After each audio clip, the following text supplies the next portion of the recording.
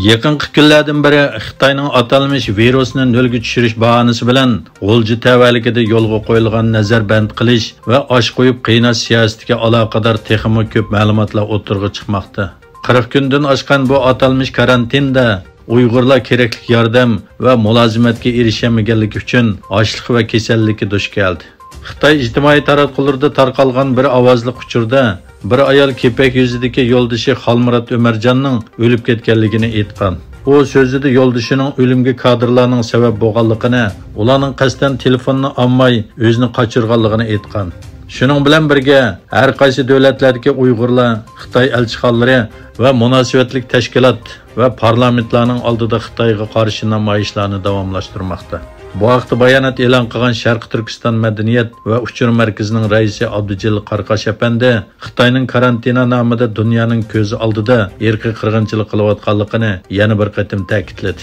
U Xitoyning xalqaro jamiyatning bo'libmi musulmon turk dunyosining sukut qilishi sababli texmo haddidan oshganligini ta'kidladi va zulm chekidan oshdi. Pichoq so'ngakka yetdi. Dünya yana Xitoyga qarshi harakatga o'tib, bu qirg'inchilikni to'xtatmasa, Xitoyning insoniyatga qarshi jinoyatiga sherik bo'lgan bo'ladi dedi. Xitoyning embargosiga uchirgan bir turkum Angliya parlament a'zolari Angliya hukumat amaldorlariga maktub yozib, Xitoy hukumatining ayol podshoh 2-Elizabetning dafn murosimiga taklif qilinishining muvofiq emasligini aytdi. Egilishicha, konservativ parlament a'zosi Tim Lofton 15 sentyabr payshanba kuni BBCning ziyoratini qabul qilganda Xitoy hukumatiga yozilgan taklifnomaning qaytarib olinishi kerakligini aytdi va buningga Sharq Turkistondagi kishilik huquq dafsandichiligi va Uyg'urlar uchrayotgan dafsandichilikni sabab qilib ko'rsatdi.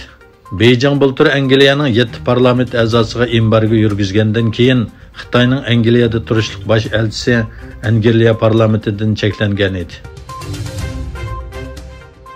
Xitoy davlat raisi Xi Jinping Shanxay hamkorlik tashkiloti boshliqlar yig'inida Rossiya prezidenti Vladimir Putin bilan ko'rishganda Xitoyning ikki davlatning negizlik manfaatiga chetishlik masalalarida kuchli o'zaro yordam berishga tayyor ekanligini bildirdi. Ikki davlat rahbarlari O'zbekistonning Samarqand shahrida ko'rishgan bo'lib, bu Xi va Putinning Ukraina urushi boshlangandan buyon tunji qitim ko'rishishi ekan.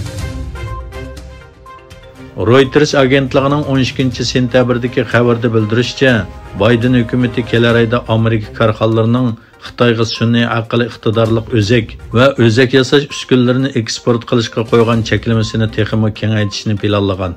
Xitoy Tashqi ishlar ministrligi bayonotchisi Mao'ning 13 sentyabrdagi axborot e'lon qilish yig'inida muxbirlarning bu haqdagi savoliga javob berib, Amerikaning bunday qilishining butunlay fan texnika zo'migarligi degan.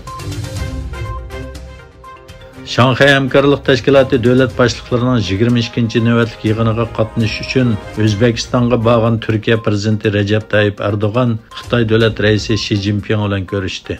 Navbatda Uyg'urlar Erdo'g'anning Xi Jinping bilan ko'rishda Sharq Turkistonning navbatdagi ig'ir vaziyatini tilga oladigan, olmaydiganligi, shundaqla orqadilla Amerikada o'tkaziladigan Birlashgan Davlatlar Tashkiloti 77-navbatlik umumiy majlisining yig'inida Uyg'urlarning ichinishlik ahvolini kun tartibga keltiradigan keltirmaydiganligiga yaqindan diqqat qilmoqda.